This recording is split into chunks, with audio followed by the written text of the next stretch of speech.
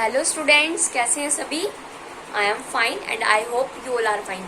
Students, आज हम लोग क्लास 10th का chapter number 8 how to organise reproduce का आगे पढ़ने वाले हैं। रिप्रोडक्शन की इम्पोर्टेंस। फर्स्ट वीडियो में हम लोगों ने देखा था कि रिप्रोडक्शन जो है वो क्या होता है और उसके टाइप्स क्या होते हैं। और आज की वीडियो में हम लोग पढ़ने वाले हैं रिप्रोडक्शन क्यों जरूरी है। तो रिप्रोडक्शन क्यों जरूरी है, इसका फर्स्ट पॉइंट है this is the only way for a living being continue its lineage. ये एक तरीका होता है लिविंग बीइंग की लीनेज को कंटिन्यूअस रखने में। लीनेज को बोलते हैं वंशावली, वंश। जो हमारे लिविंग बीइंग्स हैं, अब हम लोग हैं, सपोज मैं हूं, I am a girl and after some time I will get married and then I born a baby boy, a baby or a baby girl child. Suppose I born a baby boy, then after some time a baby boy I will get married, baby boy get married, then then you born baby boy या baby child, baby girl child या baby boy child. इस तरीके से जो हमारी जो वंश है वो बढ़ता रहेगा। तो इस वंश को बढ़ाने के लिए एक तरीका होता है रिप्रोडक्शन। तो रिप्रोडक्शन इसके लिए जरूरी है। नेक्स्ट है, it is also important for the ecosystem to maintain proper balance among various biotic and abiotic components of the ecosystem. हमारे इन्वायरमेंट के लिए जरूरी है रिप्रोडक्शन प्रोसेस। किस तरीके से जरूरी है, हमारे एनवायरमेंट में 2 टाइप्स के कंपोनेंट्स मिलते हैं। एक मिलता है बायोटिक, एक मिलता है अबायोटिक। बायोटिक बोलते हैं बेटा लिविंग ऑर्गेनाइज्म और अबायोटिक होता है बेटा नॉन लिविंग ऑर्गेनाइज्म। अब लिविंग ऑर्गेनाइज्म में आपके आते हैं आपके plants, animals, mammals, human beings, insects, bacteria some, and non living में आते हैं आपके एयर एंड वाटर। तो इन दोनों को, बायोटिक और अबायोटिक दोनों कंपोनेंट्स के रेशियो को मेंटेन रखने के लिए इकोसिस्टम में रिप्रोडक्शन बहुत जरूरी है। नेक्स्ट लास्ट थर्ड पॉइंट होता है, ये हेल्प करता है इवोल्यूशन में because variations come through reproduction. अब ये इवोल्यूशन में किस तरीके से हेल्प करता है, किस तरीके से करता है, वेरिएशन जो है रिप्रोडक्शन के अंदर बहुत जरूरी है। अब वेरिएशन किस तरीके से रिप्रोडक्शन के अंदर जरूरी है। अब एक ऑर्गेनाइज्म है, वो धीरे धीरे उसके अंदर इवोल्यूशन होता रहता है। आफ्टर सम टाइम कुछ इवोल्यूशन बोलते हैं, कुछ बदलाव उसके बॉडी में, उसके शरीर में, उसके बॉडी के स्ट्रक्चर में कुछ बदलाव आ जाना, उसे कहते हैं इवोल्यूशन। तो इवोल्यूशन हेल्प करता है रिप्रोडक्शन को वेरिएशन करने में। तो रिप्रोडक्शन की इंपोर्टेंस क्या होती है, इवोल्यूशन। समझ में आया। नेक्स्ट, एसेक्सुअल रिप्रोडक्शन मैंने आपको बता दिया था। तो एसेक्सुअल रिप्रोडक्शन के बारे में पढ़ते हैं। एसेक्सुअल रिप्रोडक्शन के आपके कुछ मेथड्स होते हैं। एसेक्सुअल रिप्रोडक्शन के मेथड्स के बारे में आज हम लोग पढ़ेंगे। मैंने आपको क्लास फर्स्ट वीडियो में बताया था कि एसेक्सुअल रिप्रोडक्शन होता क्या है। क्या बताया था मैंने आपको, एसेक्सुअल रिप्रोडक्शन होता क्या है। तो क्या होता है, जिसके अंदर सिंगल पेरेंट का इन्वॉल्वमेंट होता है ऑफ स्प्रिंग को प्रोड्यूस करने में, उसको कहते हैं एसेक्सुअल रिप्रोडक्शन। और एसेक्सुअल रिप्रोडक्शन के अंदर गैमेट का फॉर्मेशन नहीं होता है। अब जो मेथड है एसेक्सुअल रिप्रोडक्शन का, वो क्या क्या है। पहला मेथड होता है क्लास फीजन। पहला मेथड हम पढ़ेंगे फीजन। पहले मैं आपको मेथड्स बता देती हूँ। एसेक्सुअल रिप्रोडक्शन के मेथड्स है fission, budding, fragmentation, vegetative propagation, spore formation, regeneration. First है हमारा फीजन। फीजन का मतलब क्या होता है, फीजन का मतलब होता है ब्रेक डाउन। जैसे सपोज ये एक ऑर्गेनाइज्म है, ये ऑर्गेनाइज यहाँ से ब्रेक हो गया, टूट गया और 2 पार्ट्स में इस तरीके से डिवाइड हो गया। अब ये जो अपर पार्ट है, ये अपने आप ही इटसेल्फ ही ग्रो कर देगा अपने लोअर पार्ट को, और ये जो लोअर पार्ट है ये इटसेल्फ ग्रो कर देगा अपने अपर पार्ट को। तो इस तरीके से 2 ऑर्गेनाइज्म हमारे रेडी हो जाएंगे। तो इस मतलब ये एक था, इस एक से टूट गया तो इसने अपना लोअर कर लिया, इसने अपना अपर कर लिया। तो इस तरीके से हमारे दो इंडिविजुअल रेडी हो गए। तो इस टाइप के रिप्रोडक्शन को बोलते हैं फ्यूजन। अब ये जो फ्यूजन है इसके अंदर आता है दो टाइप से, बाइनरी फ्यूजन और मल्टीपल फ्यूजन। क्या होता है? बाइनरी फ्यूजन और मल्टीपल फ्यूजन। बाइनरी फ्यूजन के बारे में बताऊंगी पहले आपको, फिर बताऊंगी आपको मल्टीपल फ्यूजन के बारे में क्लास। ठीक है, बाइनरी फ्यूजन और मल्टीपल फ्यूजन। सबसे पहले बाइनरी फ्यूजन की बात करेंगे। बाइनरी फ्यूजन के अंदर क्लास क्या होता है, जो मदर सेल्स है वो डिवाइड करती है। बाइनरी फ्यूजन के अंदर क्या होता है, जैसे ये मदर सेल है, ये डिवाइड करेगी 2 डॉटर सेल में, और ये डॉटर सेल अपने आप ही इंडिविजुअली अपनी लाइफ को स्टार्ट कर देती है। तो इसको कहते हैं बाइनरी फ्यूजन। ठीक है, लिखो class. The mother cells divide into 2 daughter cells, right? And each daughter cells begin its life, its new life individually.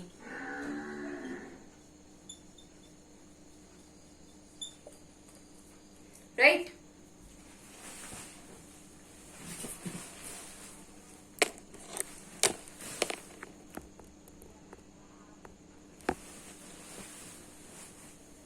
समझ में आया? जो मदर सेल्स हैं वो डिवाइड करती हैं 2 डॉटर सेल्स में, and each daughter cell begin करती है, स्टार्ट करती है अपनी न्यू लाइफ को। अब जो पेरेंट जनरेशन है, the parent generation does not exist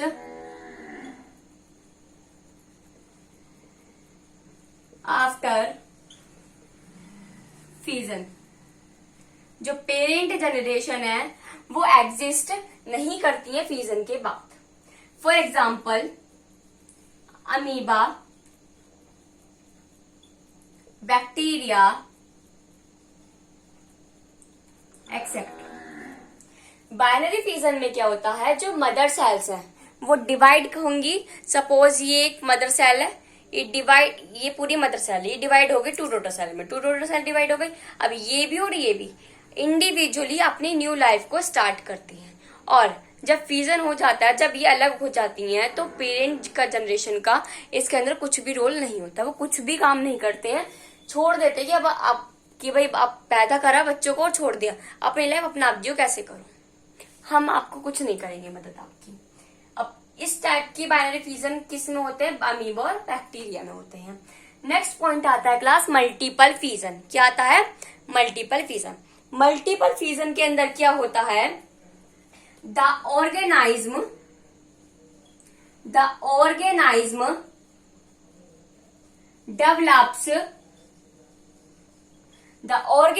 develops a thick cord around itself are called cyst। अब इसके अंदर क्या है, इसके अंदर भी वही है, सेल्स डिवाइड करती हैं, और अब फर्क कितना होता है, अब वो जो ऑर्गेनाइज्म है उसके चारों तरफ एक थिक कोड होती है ना, वो अपने आप ही फॉर्मेशन करती है अपने चारों तरफ थिक कोड का, और वो जो थिक कोड जो होती है उसको कहते हैं सिस्ट। अब ये सिस्ट क्या काम करती है, ये सिस्ट क्या करती है, ये जब कुछ अनफेवरेबल कंडीशन आती है तो उस कंडीशन को फेस आउट करने में मदद करती है उस ऑर्गेनाइज्म की। तो हम लिखते हैं class, this cyst helps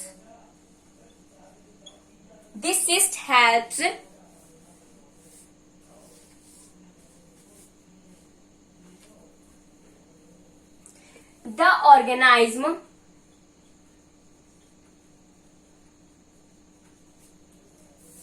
to tide over the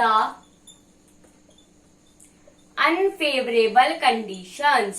जो अनफेवरेबल कंडीशंस होती हैं उसको फेस आउट करने में हेल्प करती हैं। नेक्स्ट क्लास इसका एग्जाम्पल है paramecium and entamoeba. At least class 2 examples तो आप लोगों को लर्न होने चाहिए हर टाइप के मेथड्स की सेक्सुअल रिप्रोडक्शन के। समझ में आ गया? अब नेक्स्ट स्क्रीनशॉट ले लीजिए। नेक्स्ट हमारा आता है फ्रेगमेंटेशन। फ्रेगमेंटेशन के अंदर क्या होता है, जो हमारा ऑर्गेनाइज्म है वो ब्रेक डाउन हो जाता है छोटे छोटे छोटे छोटे पार्ट्स में, और हर एक फ्रेगमेंट जो होता है वो अपने आप ही डेवलप करता है, ग्रो अप करता है और अपनी न्यू लाइफ को स्टार्ट करता है। तो इस टाइप के जो मेथड है सेक्सुअल का, इसको फ्रेगमेंटेशन बोलते हैं। नोट डाउन कर लिया? नेक्स्ट मैं आपको लिखवा रही हूँ फ्रेगमेंटेशन के बारे में। फ्रेगमेंटेशन को मैंने आपको जैसे इसको डायग्रामेटिकली समझाया, तो ये जो डायग्राम से क्लास आप लोग इनको ना ड्रॉ कर लेना, ताकि आप लोग जब एग्जाम में लिख कर आओगे ना, सपोज आपको ये सेक्सुअल मेथड्स की आ गया लिखने के लिए, तो अगर आप लोग ये डायग्राम्स बना देंगे तो काफी अच्छा इंप्रेशन पड़ेगा एग्जामिनर के ऊपर। ठीक है? नेक्स्ट है फ्रेगमेंटेशन। सपोज अगर आपको याद भी नहीं है ना और आप लोग ये डायग्राम बनाए आते हैं, तो आपकी पूरी हेल्प हो जाएगी, आपको फिर कुछ भी करने की जरूरत नहीं है। फ्रेगमेंटेशन के बारे में बताती हूँ। जैसे सपोज ये ऑर्गेनाइज्म अब ये ऑर्गेनाइज छोटे छोटे पार्ट्स में टूट गया, इस तरीके से हो गया, तो अभी ये अपने आप ही आगे ग्रो कर लेगा। ये ऑर्गेनाइज्म अपने आप ही आगे इंडिविजुअल ही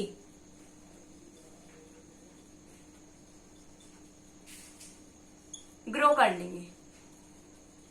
तो इस टाइप के जो रिप्रोडक्शन होता है उसको बोलते हैं फ्रेगमेंटेशन। ये छोटा सा हल्का फुल्का डायग्राम मैंने बनाया है, आप इस तरीके से करके बना लेना। ठीक है? थोड़ा रफली भी लगेगा और अच्छा लगेगा। ठीक है? इस तरीके से करके आप डायग्राम शो कर देना एग्जाम में, जिससे कि एग्जामिनर को पता लगे कि हाँ जी बच्चे को पता है फ्रेगमेंटेशन क्या होता है। ठीक है? समझ में आ गया? लैंग्वेज लिखवा रही हूं मैं इसकी। लैंग्वेज है इसकी, सबसे पहले एग्जांपल है फ्रेगमेंटेशन का, स्पायरोगायरा एल्गी। स्पायरोगायरा एल्गी क्या है? Spirogyra algae. स्पायरोगायरा एल्गी में क्या होता है? द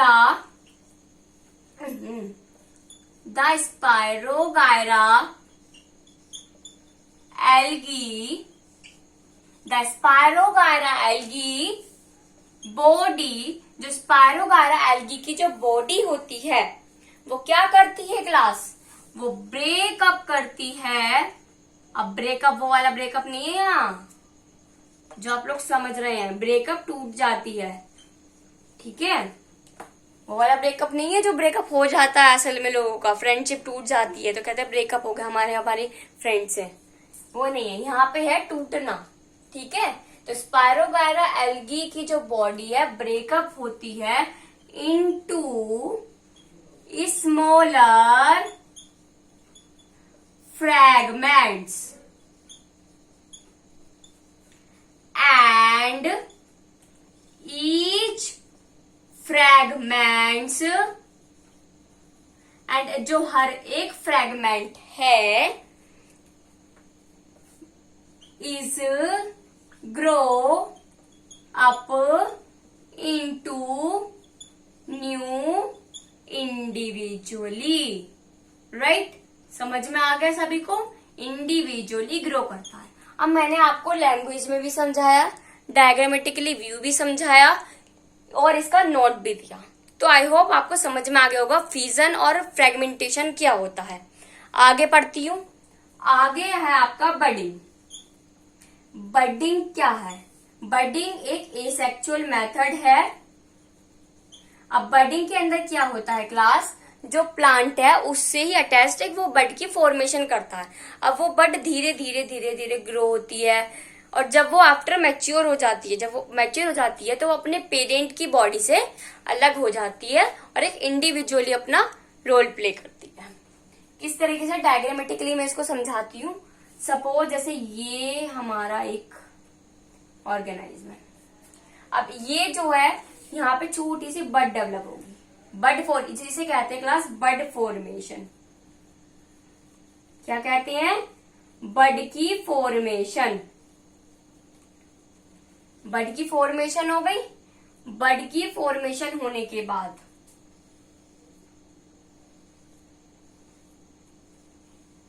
ये धीरे धीरे और इस तरीके से ग्रो करेगा। सम टाइम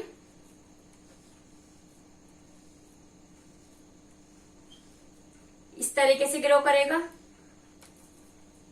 और कुछ टाइम बाद ग्रो करने के बाद after mature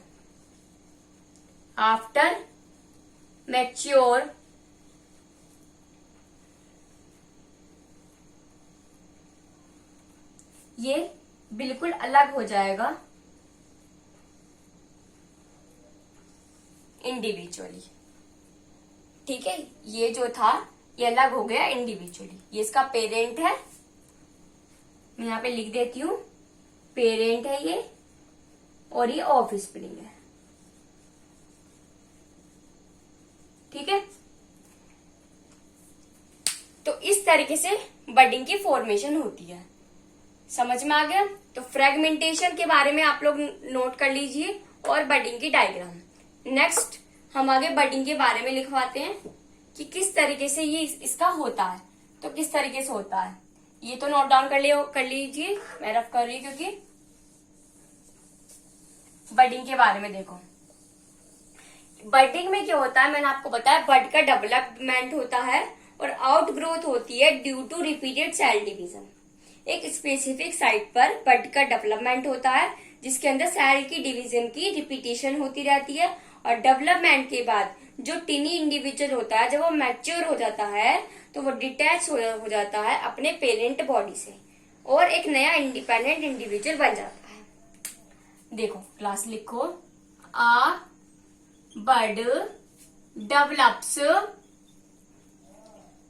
a bud develops as an outgrowth, a bud develops as an outgrowth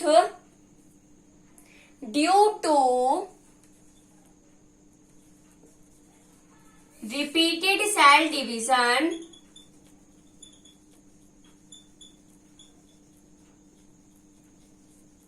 a bud develops as an outgrowth due to repeated cell division at specific site। एक specific site पर बड की development होती है। अब जो बड है, the bud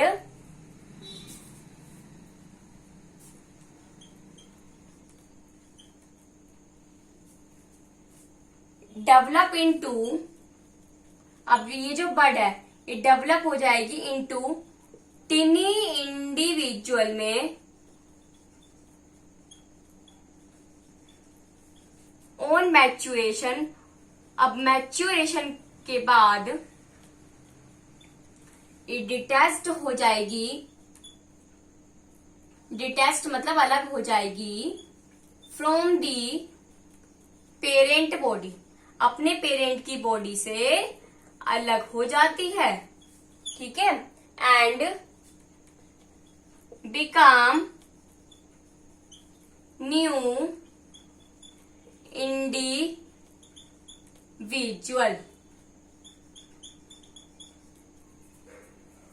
for example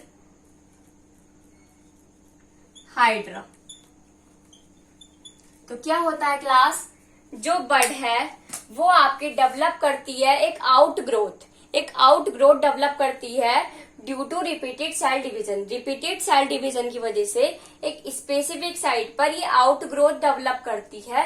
और ये जो बड का जो डेवलप होता है, ये जो बड है ये डेवलप हो जाती है एक टिनी इंडिविजुअल में और मैच्योरेशन के बाद जब मैच्योर हो जाती है तो तो ये डिटैच्ड हो जाती है अपनी पेरेंट की बॉडी से एंड न्यू इंडिविजुअली बन जाती है। और ऐसा किस ऑर्गेनाइज्म में होता है? ऐसा हाइड्रा में होता है। हाइड्रा एक प्लांट की स्पीसीज का नेम है। तो ये आपका बडिंग फॉर्मेशन था। आज हमने पहले 3 मेथड पढ़े, फिजन, फ्रेगमेंटेशन, बडिंग। आगे है हमारा वेजिटेटिव प्रोपागेशन। क्या है? Vegetative propagation.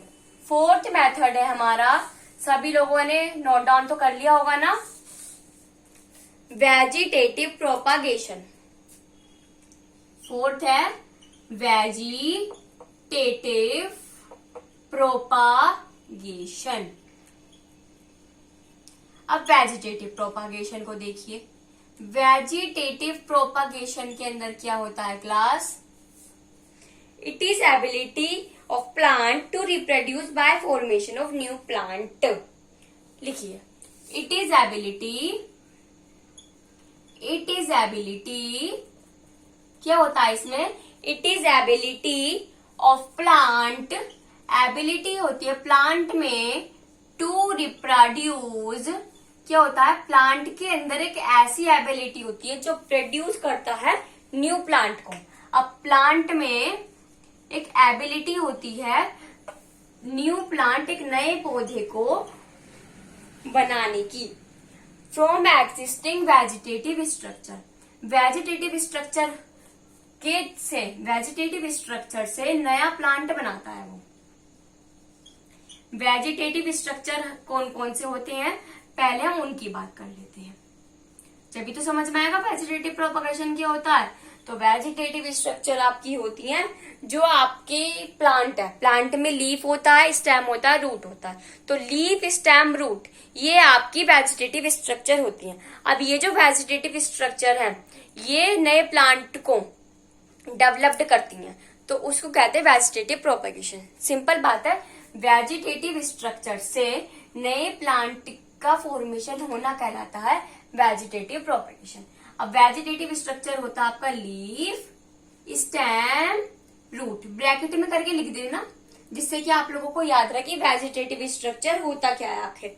Without sexual reproduction. अब आप लोग सोच रहे होंगे यार इन सब चीजों का इन्वॉल्वमेंट ना सेक्सुअल रिप्रोडक्शन में होगा, आगे जब हम लोग पढ़ेंगे ना तो उसमें आता है, लेकिन बस सेक्सुअल रिप्रोडक्शन नहीं होगा। सेक्सुअल रिप्रोडक्शन के अंदर ना जो हमारे पार्ट्स होता है लीफ, स्टेम, रूट, इनका इन्वॉल्वमेंट होता है, यही हेल्प कराते हैं सेक्सुअल रिप्रोडक्शन को करने में। लेकिन हम वेजिटेटिव रिप्रोडक्शन प्रोसेस पढ़ रहे हैं, तो एसेक्सुअल रिप्रोडक्शन के अंदर जो वेजिटेटिव रिप्रोडक्शन है इसके अंदर क्या होता है कि प्लांट के पास एक ऐसी एबिलिटी होती है जो अपनी